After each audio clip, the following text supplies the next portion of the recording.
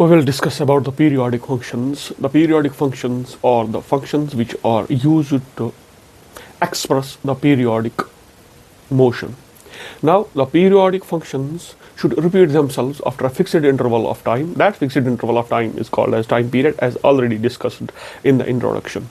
So, we can say that a function is periodic if f of t is equal to f of t plus t or f of t plus 2t. This can be understood that this is a function of time period f of t. It is equal to f of t plus t. That means after one cycle it repeats itself. It is equal to f of t. So it is a periodic function. After two cycles it is also equal to the function after one cycle, and it is also equal to the function f of t. That means this function repeats itself after one time period and after two time periods. If a function obeys this law, those functions are called as periodic functions. In trigonometry, we have two functions, sine and cosine.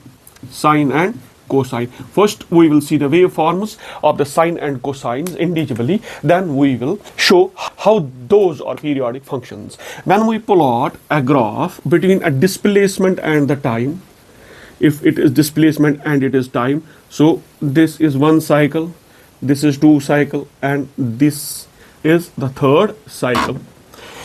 We can see that this is the waveform of one cycle, so this is a time period t.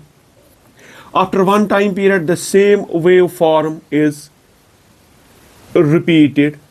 So we can say that this waveform, the sine waveform, repeats itself after a fixed interval of time. That means the sine function is a periodic function. We can also see that it repeats itself after a time interval of t seconds. And when we see in terms of an angle, from here to here we have got an angle of 2 pi radians. So after the completion of 2 pi radians it repeats itself. So sine is periodic after a time interval of t seconds, that is the time for a full cycle, and an angle of 360 degrees or 2 pi radians. Talking of the cosine function, the difference between the sine and the cosine function has already been discussed in the previous lecture. That is, when we talk of a motion or when we want to express an oscillatory or a periodic motion to start from the mean position, we express it in the form of a sine curve. When the motion starts from the extreme position, we express it in the form of a cosine curve. So when we talk of a cosine curve is like this if it is the time, and if it is the displacement, the cosine curve is like this. So we can say that from this point to this point we have got one full cycle, so the time period will be equal to t, and from this point to this point we have got another full cycle or another time period t. So after this time period this repeats itself. For example, if we have got the function or the periodic function for this function equal to ft.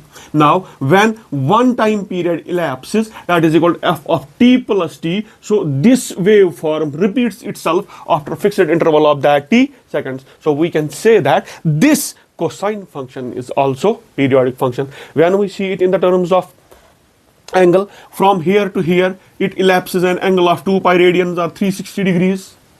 From here to here it elapses an angle of 2 pi radians or 360 degrees. So the cosine function also repeats itself after a time period of t seconds, that is the time for full cycle, and after an angle of 2 pi radians or 360 degrees. So sine and cosine functions are both periodic functions, repeating themselves after a time period of t seconds, that is time for a full cycle, and an angle of 2 pi radians or 360 degrees. Mathematically, if y is equal to a sine of omega t, if it is periodic, it must follow a sine omega t is a sine of omega t plus t, where t is the time period for full cycle.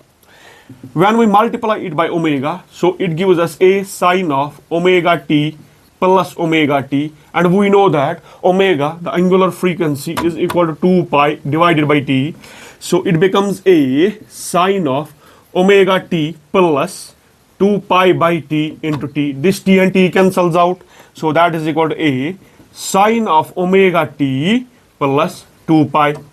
As the sine function repeats itself after angle of 2 pi radians or 360 degrees, so this sine of omega t plus 2 pi is equal to a sine of omega t, which is the same function, a sine of omega t. That means the sine function is periodic.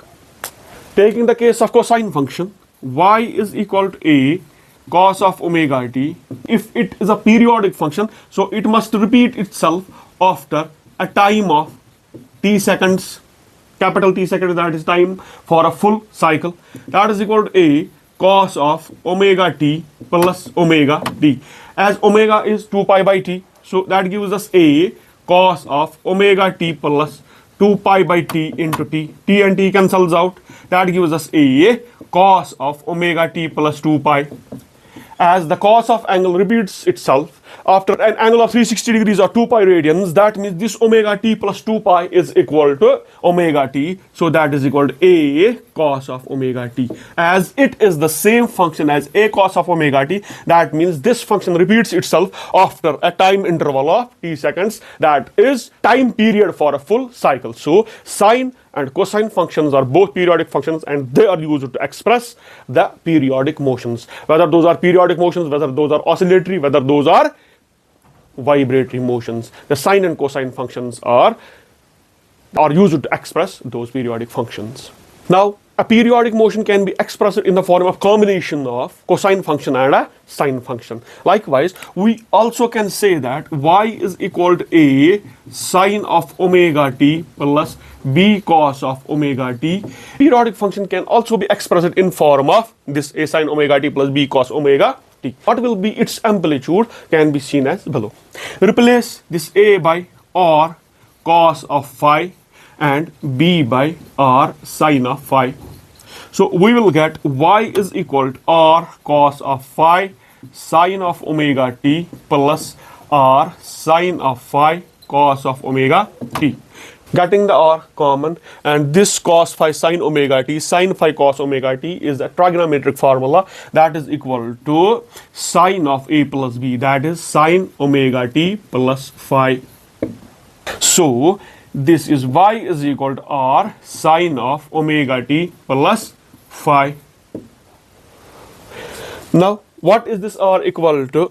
Taking a is equal to r cos phi and b is equal to r sine phi, squaring and adding, we get r equals to root of a square plus b square, and dividing b divided by a is equal to r sine of phi divided by r cos of phi.